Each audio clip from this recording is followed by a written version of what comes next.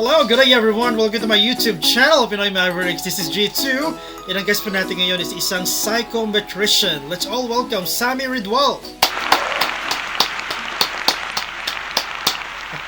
Hi Sir Sam, kumusta? Ayun po, okay naman po. Kayo po, sir. Kamusta po kayo? Well, can't complain. Doing good. Life is good. So, Okay, so Sir Sam, first question po natin is, what is psychology all about pa? actually, psychology is a subject or is a branch of science that deals with the behaviors and also with the mind of a person.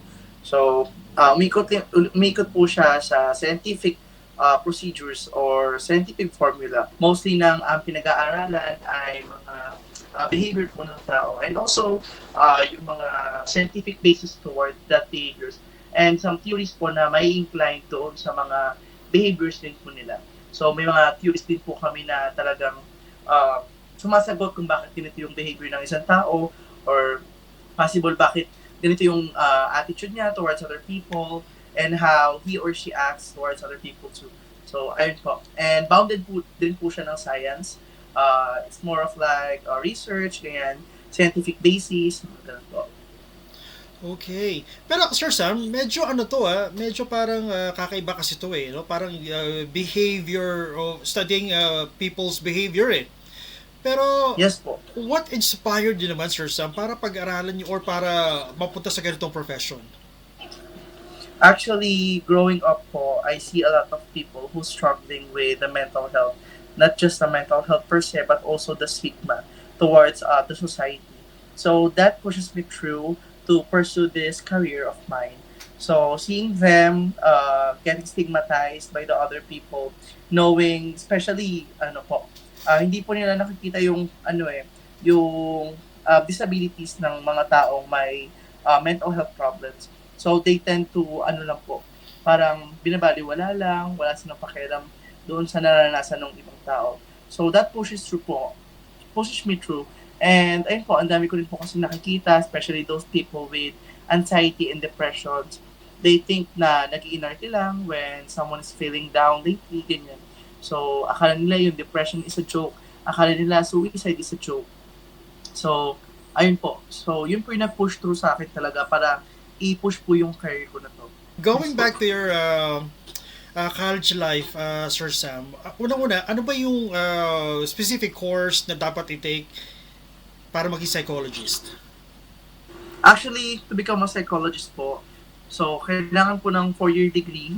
So, first is, yung kailangan pong mag-take ng BS or yung isa pong latter part ng BS, yung sa psychology din po, AB Psychology.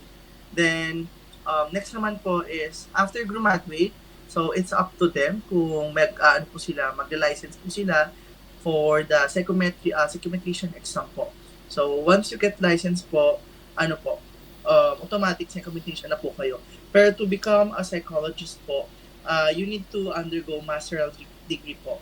So, for masteral degree, you need to undergo sa another 2 to 3 years para po sa masteral degree. It depends po doon sa course na kukunin nyo. Kasi may mga course po na umaabot din po ng 4 years, which is yun po yung pinagsasabay yung sabihin natin guidance and counseling and also psychotherapy or mostly mga therapy, ganun po. So, tas another po doon para po maging isang psychologist din po, kailangan din po natin kumuha ng board exam for psychologist din po. Okay, so talagang magkaiba pala yung psychometrician tsaka yung psychology.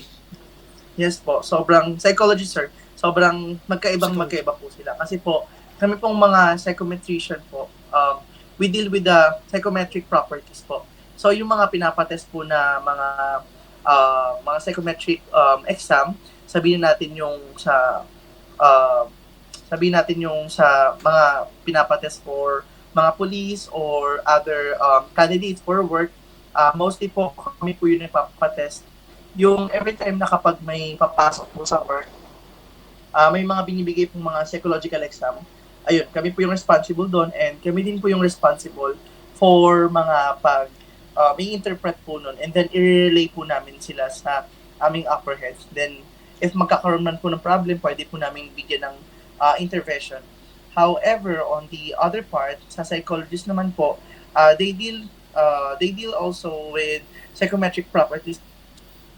Okay. Pero dito pa tayo sa being a psychometrician, Sir Sam. Kamusta naman yung college life, yung mga subjects na kinukuha, and ano yung mga challenges sa pagkuha ng kursong ito?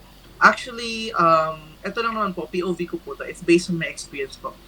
During my stay in college, for me po, hindi naman po talaga ako nahihirapan mag-college. Especially, na-enjoy ko po yung college life ko talaga, sir. Kasi during my college years, I was also a varsity player in our school. And also, member din po ako ng mga orgs. So, inaano ko po siya, binabalance ko po yung pagiging student, pagiging athlete ko, and also pagiging members ko dun sa mga, or officers dun sa mga orgs na sinasalihan ko po. So, mga main challenges lang po siguro is yung, mostly kasi kapag scientific basis, alam naman po natin, mahirap din po ang science. So, struggling din po kami minsan kapag yung may mga exams about science, ganyan. Though part naman po talaga siya ng ng degree namin. And nakakatuwa lang po kasi ang good side po kasi doon, once you understand the subject, once you understand the theories, the basis towards those theories, and also the basis or a scientific basis for a certain behavior, then sabi po kasi kapag yung isang tao talagang may treatment, minsan we tend to think na lang na baka ganito siya mag-behave kasi probably ganito yung environment niya sa bahay niya, ganito yung genetic composition niya, mga ganun po. So, totoo ba na kayong mga psychometrician or psychologist marunong bumasa ng behavior ng tao? And gaano siya ka-accurate ang pagbasa niyo ng isang behavior ng isang tao? Actually sir, it's a myth po. Yung totally na babasahin yung pagkakita mo pa lang, alam mo na yung iniisip at inuugay ng isang tao or yung behavior ng tao. Sobrang myth po nun. Kasi it takes a lot of time to know the behavior of a certain person. It's just that marami po kasing facet na kailangan i-consider. Andyan po yung nature, yung nurture ng tao, sabihin natin yung sa family background niya, ganon, kung ano po yung nangyayari sa family niya, ganun po. Ang dami pong So, it's a myth po, no? So, kailangan po talagang alamin yung about, parang lang din po siya, parang normal din po na pakikisama natin sa ibang tao. Kumbaga, makikilala mo lang siya kapag tumagal-tagal na yung pagkasama nyo. So, ganun po. Pero yung accuracy naman po, it depends din po. Kasi may mga test din po may mga test din naman po na develop for a certain behavior. So, doon po kapag nag-test po namin sila, nasasabi po namin na accurate naman po siya, pero still, may mga chances po na, or sobrang minimal lang po na mga chances na possible na hindi maging accurate. Kasi po kapag kinikilala namin yung isang tao or a certain person who needs help, ganyan, may mga test po kami pinapatest sa kanila, and then, tinatanong din po namin yung mga tao about sa kanila, parang survey din po, and also yung may kumbaga yung background pa po nila. Totoo ba na pag ang tao daw is sobrang talino, nakakasira ba ng bait yun? Actually, hindi sir. It depends on the genetic composition of a person and also the nurture din po, yung sa environment niya. So, possible po kasi na sabihin natin nasa genes po talaga, kaya kaya nagkakaroon ng mga disabilities.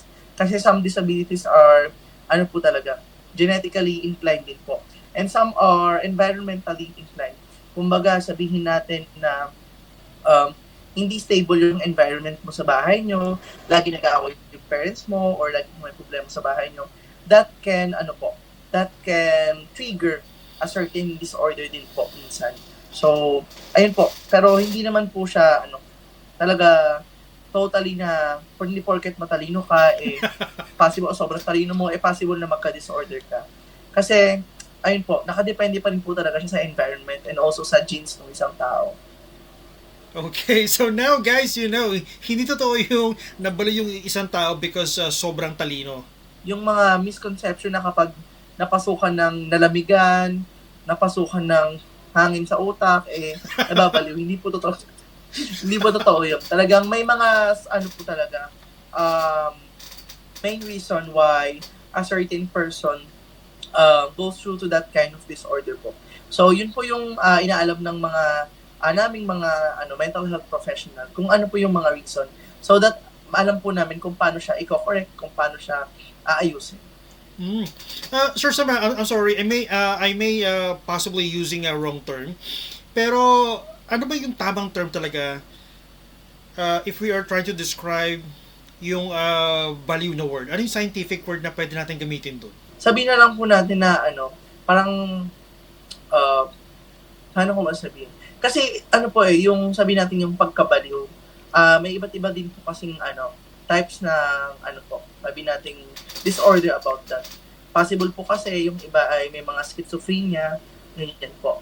Pero siguro it's better na lang po, it's safe na lang po na sabihin natin na, or wag natin sabihin yung word na ganyan, especially sa ibang tao, like parang ikaw baliw ka na dahil ganito, ganyan. Kasi we tend to, ang tawag po kasi doon is parang diagnosing na other people na po.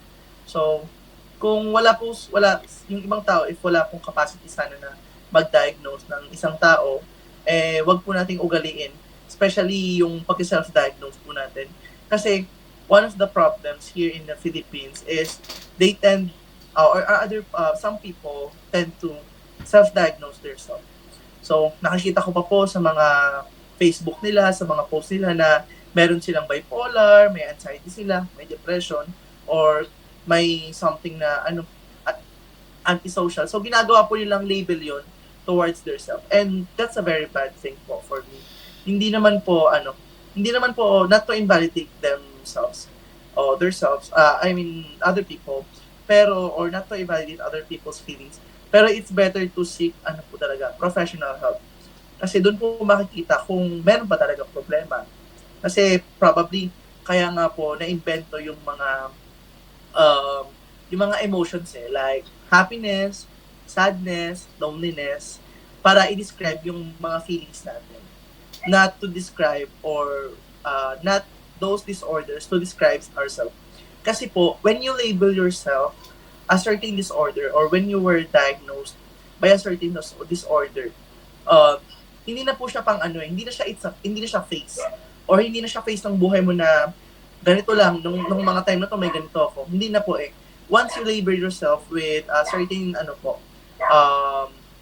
mental health diagnosis po.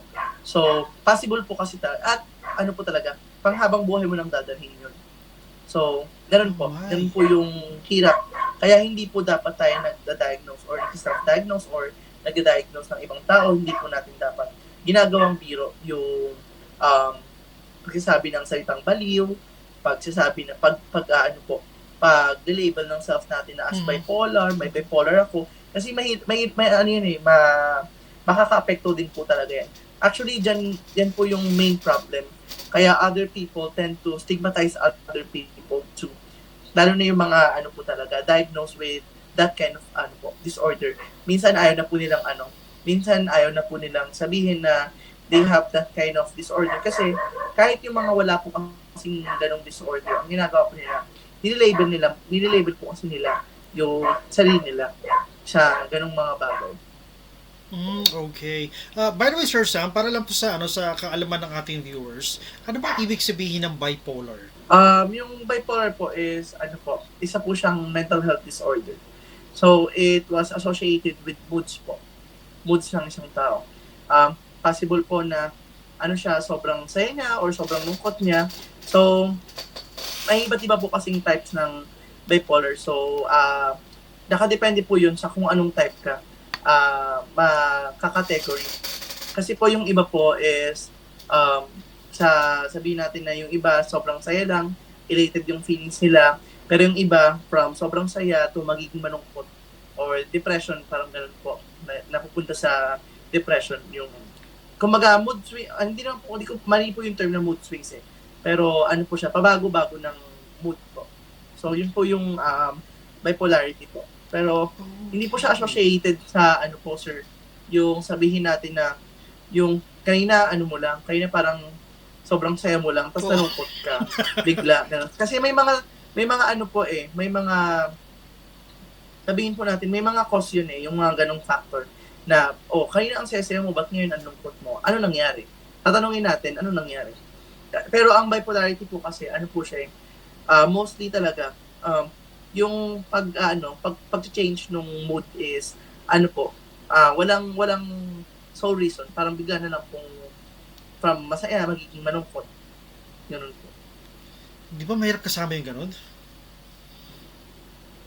Actually, those people diagnosed with bipolar po is normal people pa rin naman po sila. Nakakapag-function pa rin po sila. So, siguro yung kapag, yung mga ano siguro sir, ang mahirap kasama yung may topak talaga na ano, yung, yung parang ano lang, lakas lang ng trip, ganun sir. Yung biglang magagalit kahit wala namang kagalit-galit. Kumbaga irrational. Sobrang irrational niya. So, that is also a type of bipolar. Hindi po. Ano po siya, sir? Parang kailangan po talaga siyang i-diagnose. So, may mga test naman po para malaman if may ano po, may bipolar yung isang tao or may mental health disorder yung isang tao.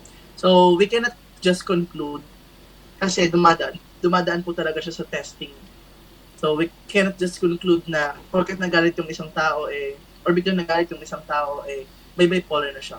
Kumbaga, sir, talagang it requires scientific basis din, psychometric assessment po, and also interviews po para malaman kung ano ba yung mga naging problems bago po So actually malawak na topic ang mental health, sir. And sobrang hirap niyang intindihin to the point na other people po tend to misunderstand na rin po the topic. So yun nga po, kaya mahirap din po sa Pinas pag-usapan ng mental health kasi close-minded ang tao towards mental health, and akala nila those people who's having mental health problems are just nag-iinarte lang. So, Sir Sam, yung mga tao sa mental institution, meron pa ba silang chance na gumaling talaga and then mamuhay ng normal uli? Yes po. Sobrang malaki po yung chance. Pero it depends din po sa kung paano po yung magiging nila recovery. Kasi may mga type po kasi na yung sabihin natin yung isang tao may isang mental health disorder. So possible po na gamitan ng medicine.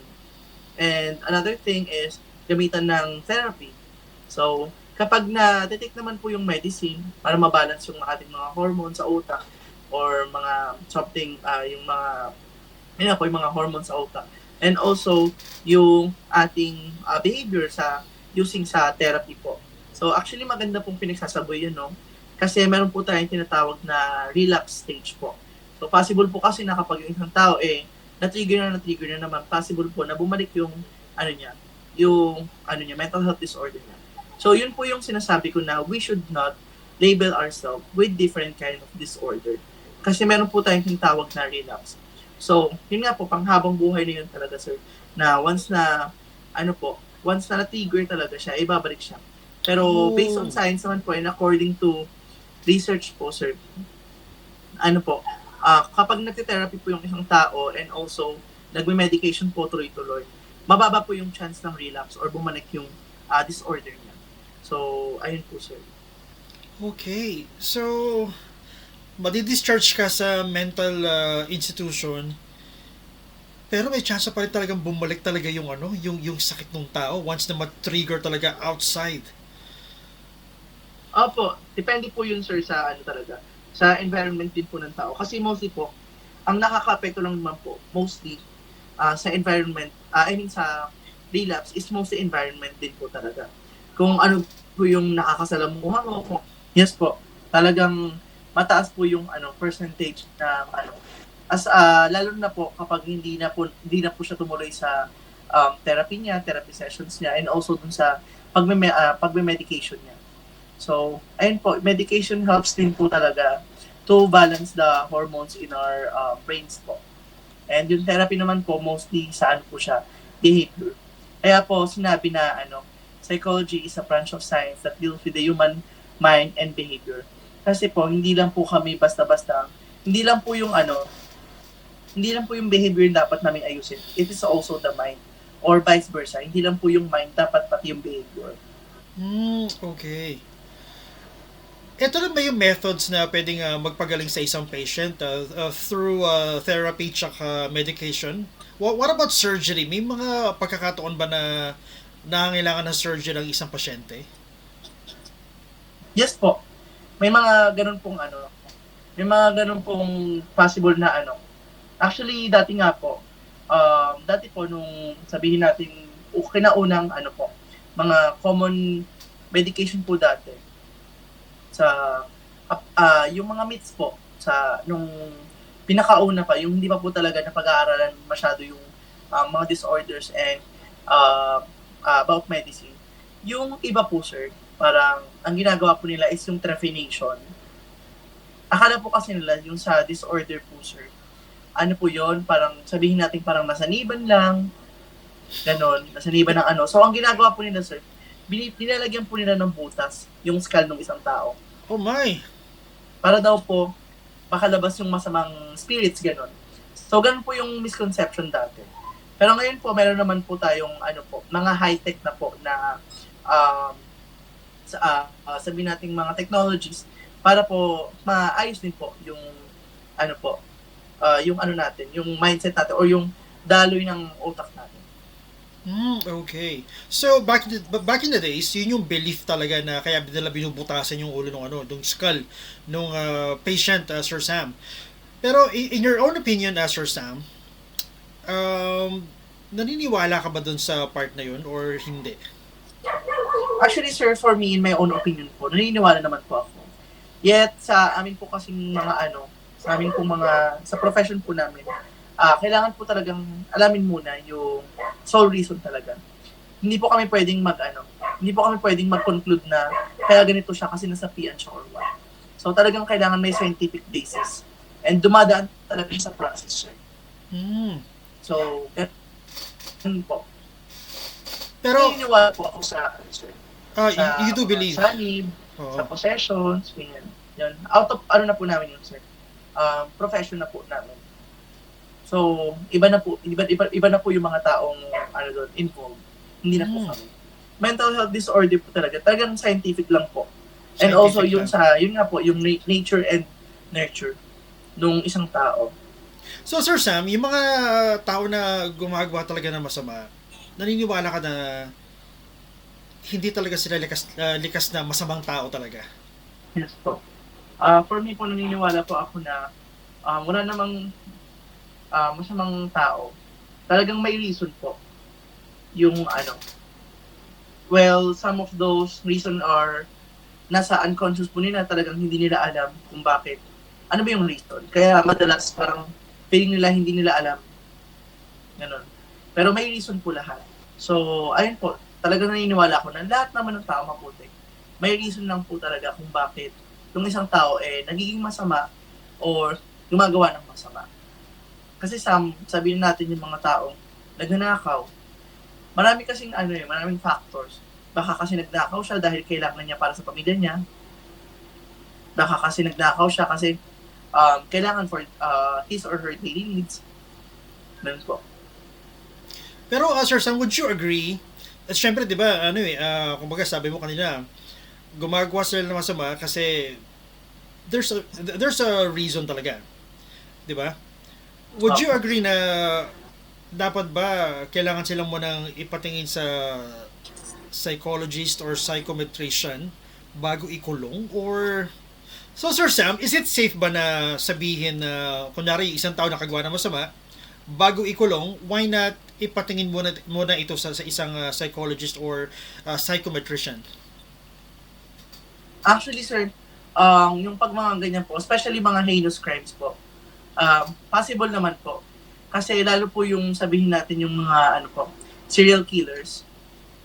So, mostly po kasi ng mga serial killers is po talaga, may something na wrong with their minds. Especially lalo pag na-arouse po sila na talagang pumapatay ng tao. So, safe naman po na sabihin na bago siya ikulong, or sabihin natin bago siya sampahan ng kaso, titignan naman po. So, medyo process naman po talaga dapat yun. And mostly gano'n naman po talaga yung sinusunod na kailangan nasa due process. So kapag ano po, required po ng court na patignan sa isang professional, and then ayun po, safe naman po siya na dapat patignan bago po maghatol ng isang crime, if guilty ba siya or not guilty. So, Sir Sam, let's say, yung normal na tao, kaya ba nitong pikein yung isang behavior ng isang may disorder? Actually, when it comes to behavior po, kung pepekain po, kaya naman po. When it comes to behavior. Kasi, meron po kaming dyan. May term po kami dyan eh. Pero, kayang-kaya pong pekain. Especially yung mga taong ayaw makulong, kahit normal naman sila, pinipeke nila yung yung na may disorder sila. So mostly, may mga na po doon, may mga tao talagang gano'n na pinipeke. Pero when it comes po sabihin natin yung real feelings, hindi po talaga siya mapapeke. Kasi the real feelings lang po talaga or yung nararamdaman or symptoms nung isang taong may or ng isang taong diagnosed with a certain mental health disorder is po siya, sir, talagang siya lang yung nakakaranas. So kahit i-describe niya sa atin, may other factors pa rin po kasi talaga na kailangan i-consider. Pero yun po, pwede naman po yung pekain yung behavior, sir. Okay. So, let's say, Sir Sam, so napeke mo na, you were successful, hindi ka nakulong, pero syempre, gaano katagal ka makakasurvive sa isang environment na punong-puno ng tao na may disorder? Hindi ko po masasabi kung gaano sila katagal. Kasi yung mga taong nakakasama mo, pwede mong ma-adapt yung behavior nila. So, kunyari, sabihin po natin na ikaw, nagpeke-pekein ka na, na may sakit ka, ganito, kasi may kaso ka. So, papadala ka sa mental institution. So, possible na yung mga, po nila, yung mga behavior po nila din po, ma-adapt mo rin. Kaya yun nga po yung sinasabi ko po kanina na, it has something to do with the, din po, environment din po talaga. Kasi po sa research po, according to research, sabihin natin nga yung isang bahay is, yung nanay, sabihin natin yung nanay, meron siyang isang certain disorder, mental health disorder, ganun din yung tatay, ganun din yung mga kapatid. So, mataas yung chance na ma-adapt mo yun. So, that's according to research po. So, ganun po siya. Pero nakadepende rin pa rin naman po yun kung meron ka pang other environment, possible na dun ka maging dependent, not dun sa main environment na, which is yung sa family po. What is depression all about ba talaga? Bakit nagkakaroon ng depression ang isang tao? Actually po, when it comes to depression talaga, sabi ko nga po kanina, may mga factors talaga. Iba-iba po ng factors. So possible, pwedeng sa family, pwedeng sa financial, pwedeng sa work. Yan. May mga triggering po talaga ng factors. Kaya yung isang tao, may depression. Pero if some other people think na depression is a joke, it is not po. It is hard. Sobrang hirap po na magkaroon or ma-diagnose po with depression. Kasi other people na may depression po talaga, meron po silang tinatawag minsan na yung sa anhedonia po. Yung term is yung sa anhedonia. Pag sinabi po natin anhedonia, yun po yung parang lack of pleasure. Ganun po siya. So kapag yung isang tao may depression, mostly po sa kanila talaga is yung meron silang anhedonia na symptoms or lack of pleasure. Kumbaga yung mga dati mong ginagawa na na-enjoy mo na sobrang saya mo, hindi mo na na-enjoy. Kumbaga sobrang lungkot. Ganun. Sobrang lungkot kaya talaga. Minsan, opo, talagang minsan, they tend to na lang po, na ikulong yung sarili nila sa kwarto nila, tamad umalis. Some other people nga po, parang ayaw nang kumain, ayaw nang maligo, ayaw nang lumabas, napapabayaan na po yung sarili. Bakit naisipan nilang talaga, take their own life? Na po yun parang sa tingin nila, escape na po yun. Yun na yung pinaka last resort nila kung bakit nagkakaroon ng mga taong nagsusuicide. Kumbaga, gusto na nilang tapusin yung buhay nila para hindi na nila maramdaman yung nararamdaman nila. Pero, yun nga po, as a mental health professional, yun po yung iniwasan namin. So, pilit po namin, tinutulungan sila to see the, ano naman po, to see the um, light as a single light in a very dark room of their cell. So, talagang, ano po, pinupush through po namin sila na kapag nagkakaroon na po ng mga suicide ideation, naisip na po nila na mag-suicide, and nagkakaroon na po ng suicide attempt, which is yung hinaharm na po nila yung sarili nila, yun po, talagang rumiresponde na po kami talaga dun. Doon na po nag-start yung mga therapy, yung mga gamutan, kung kailangan po ng gamutan. Paano natin malalaman yun sa ano sa part natin na yung isang tao pala is may pinagdadaanan talaga na ano na sobrang lungkot na situation? Actually, sir, hindi po siya, nadedetect. Kasi some other people fake their emotions. Na ang saya-saya nila pagkaharap mo, pero kapag mag-isa nilang sila, sobrang lungkot na ng buhay nila. Yun ang mahirap. That's why, sobrang hirap po. That's why, it is very important to, mga musta, man lang. Kaya yun po, yung mga kaibigan nyo po sana, sa lahat po na magiging viewers nito, to all of your families, friends, people around you, always ask, kamusta ka? Kamusta kayo? Kamusta ka naman? How's your day? Ano nangyari? Do you have any problems? Kasi those simple things, sobrang laking tulong na po nun eh. Kumaga, it takes a lot of courage. It takes a lot of time na mga musta. Kasi pag kinamusta mo yung tao, ibig sabihin, you are willing to listen. You are willing to lend your ears, your time towards that person. So, lagi po natin kakamustahin yung mga taong nakasalamuhan natin. Especially yung mga taong, tingin nilang is laging masaya. Kasi yan yung, yan yung mga, madalas sir, na parang hindi nakakamusta. Yung mga taong laging masaya. Yung mga taong, without even knowing that they have their own problems in their life.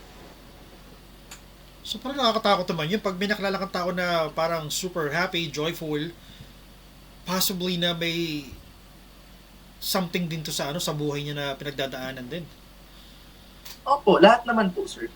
Wala naman pong sir. Wala naman po sigurong tao na walang pinagdadaanan. So, it's just that, lang po, kung paano natin siya i-handle. Possible kasi na yung magaan sa atin, mabigat sa kanila.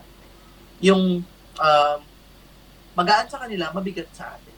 So, iba-iba po tayo ng sensitivity. So, always, ask them, kamusta? How's your day? Kasi that simple question means a lot to them. So, ako po kasi talaga, I always ask my friends, I always ask my family, like, kamusta kayo? O, kamusta ka? Kasi, kumbaga, I always make sure na may time ako sa kanila to ask them. Minsan po, may mga time na random lang ako mag-chat sa kanila or tatawag, tatanungin ko lang, kamusta ka? Kamusta naman yung araw mo? Kamusta yung nangyayari sa iyo lately? Yun, sobrang sobrang laking tulong na po nun. Lalo na po doon sa mga taong may pinagdadaanan. Kasi yung mga taong may pinagdadaanan, some of them don't want an advice. Ang gusto lang nila is yung may mapagsasabihan. So, pag dumating yung time na yon, always be a good listener. Makinig lang tayo. Hindi natin kailangan mag-advise na ganito, ganyan. Kasi at the end of the day, sila pa rin naman po yung gagawa ng decision for themselves. It's just that, okay na po yung nakikinig tayo. Kasi pag nafe-feel nila na nakikinig tayo, nakasama natin sila sa laban nila, is sobrang laking bagay na po talaga ng sir. That explains, di ba meron tayong mga kilalang personalities like yung sikat na comedian sa US na biglang na lang naghang. Di ba parang no one knows na meron pala siyang depression na pinagdadaanan and then suddenly he took his own life. Yes po. So kaya nga po hindi namin din nalalaman mga mental health professional kung sino ba yung okay at sino yung hindi. So kaya doon po nagkakaroon din po ng interviews kung ano na ba yung nangyayari sa buhay ng tao. Always check the people out. And also, don't forget to check yourself. Kasi minsan po, yun, di natin may iwasan. We have our own lives po. And ayun, lagi natin tatanungin din natin sa sarili natin na, parang ako po kasi ang ginagawa ko po, every bago ako matulog, kinakausap ko yung sarili ko sa salamin. And I always ask myself, kamusta ka naman ngayong araw? What are the things na ginawa mo? Ano ba yung naramdaman mo? So, pag kinakamusta ko po yung sarili ko, sinusulat ko rin po siya sa journal ko. Para, kumbaga, every time na maglo-look back ako, itong araw na to malungkot ako, anong nangyari? Alam ko na kung paano siya i-handle in the future. So, sa mga nanonood po dyan, let us not label ourselves with disorder. Kasi ginagawa pong hobby yun ng ibang tao. So, sabi ko nga kanina, pag nilabel mo yung isang sarili mo with a certain disorder, panghabang buhay mo na siyang dadalhin. Hindi lang siya phase ng buhay mo na pwede mong alisan. Talagang panghabang buhay mo na siyang dadalhin. Yung label na yun. Another thing is yung sa always check other people too. Huwag mo rin kalimutan yung sarili mo. And ayun po, minsan kasi may mga times talagang sobrang lungkot natin. Meron tayong phase na sobrang lungkot. Pag ganun po, ang ginagawa ng po, kung paano ko sila is try a new hobby, exercise, and ayun po, parang always protect your mental health at all costs. So, let's say, Sir Sam, kunyari, may kaibigan ka na, na nawala ng mahal sa buhay. Syempre, depressed to. As a friend or kapamilya, anong dapat yung ginagawa natin aside dun sa pakikipag-usap? Ano pa yung ibang ways para maibsan yung yung lungkot na nararamdaman ng isang may pinagdadaanan? Actually po, pag mga ganyan, may mga friends po akong namamatayan ng ng kaibigan, na magulang, or ng mga mahal sa buhay. Ang ginagawa ko lang po is lagi ko po silang sinasamahan. And then po, yun nga po, another thing is yung chin-check ko rin po sila palagi. May kamusta naman yung araw mo, ganyan. Kumbaga, I always make sure na I'm available to them. Na every time na malungkot sila at naalala nila yung masakit na phase ng buhay nila is talagang mararamdaman nila na may kasama sila. Minsan po ang ginagawa ko po, inaaya ko rin po silang lumabas, mag-shopping, kumain sa labas, nanon po. Para ma-distract po sila. Kung dinidi-distract ko po sila.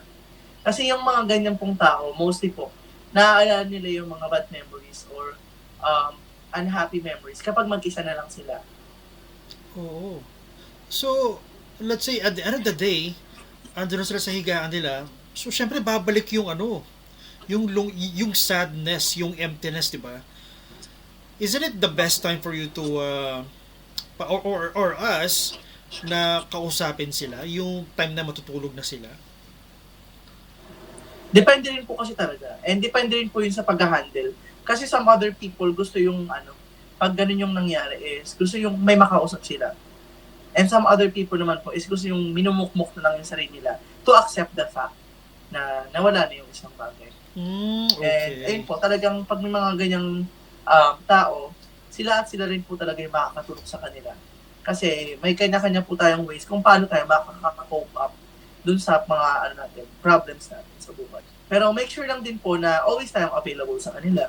There are some parang couples na pagka nag-break, it's either yung girl or your boy nagsusuicide. How can we or yung better way to explain he's not the only person, kumbaga parang gano'n? Actually, sir, depende po talaga siya sa tao. Kasi yun nga po, iba-iba po tayo ng sensitivity. Kumbaga, probably na yung sa iba, tingin nila sa mga bagay na gano'n is petty. Let's always practice empathy. Kasi iba-iba po talaga tayo ng Yun nga po, sabi ko nga po sa inyo, sir, may iba't iba pong factor kung bakit ginagawa yung isang bagay. Pwedeng financial, pwedeng love, pwedeng work, iba-iba po siya. So we cannot just invalidate those people po na nag-suicide dahil lang sa mga partner nila. Kaya let's always practice empathy po. And let's always choose to be kind. Kasi iba-iba po talaga tayo ng sensitivity, sir. It's just that yung iba, yung mga ganung bagay, kinakaya. Pero yung iba, sa sobrang sakit na, hindi na talaga. So grabe naman, Sir Sam. So talagang napakalawak ng subject ng ang human behavior. Sobra po. And din po talaga, sobrang sensitive. Sobrang sensitive niya. And sobrang lawak. Kumbaga, ang hirap lang mag-conclude into a certain thing na kung bakit siya nag-behave.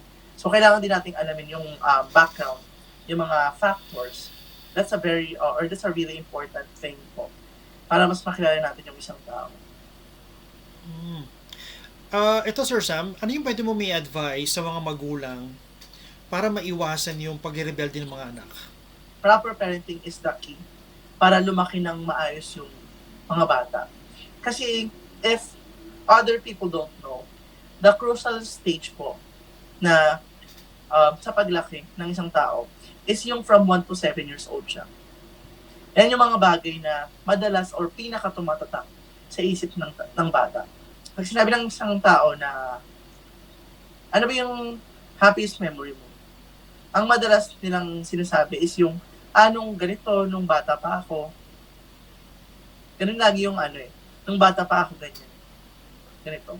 So, tumatatak talaga siya sa isip ng bata. So, hindi dapat natin sila, pinapalo nung basta-basta without giving them the reasons. Kasi magkakaroon sila ng confusion towards their mind. Na bakit ganito? Hindi ba ako mahal ni mami? Hindi ba ako mahal ni daddy? So, may mga ganun po na part talaga.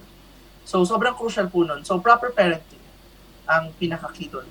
And mas naaalala po talaga ng bata yung mga nangyari sa kanila.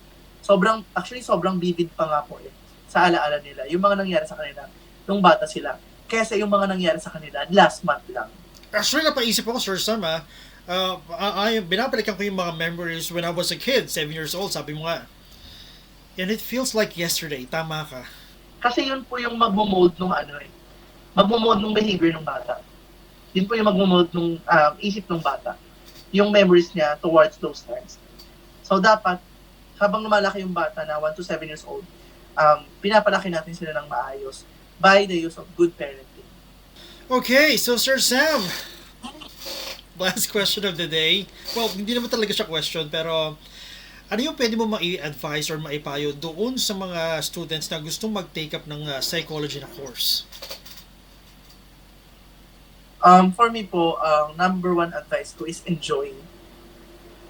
Sobrang enjoy na mag-aral ng human minds and behaviors. So, enjoy lang natin. May mga times na yes, nakaka-stress kasi nag-aaral tayo. Pero natin, kung bakit ba natin gusto to, bakit na to. Pangalawa is to be an advocate too. Kailangan maging advocate tayo, tumulong tayo doon sa mga mga causes natin, especially mental health, stigma, ganyan. So, yun lang po, enjoy and be an advocate. So, yun lang naman po so far yung magiging advice ko sa kanila. And last po is yung protect your mental health at all cost. Kasi hindi rin po madaling mag-aral. Kasi may mga struggles din po dyan.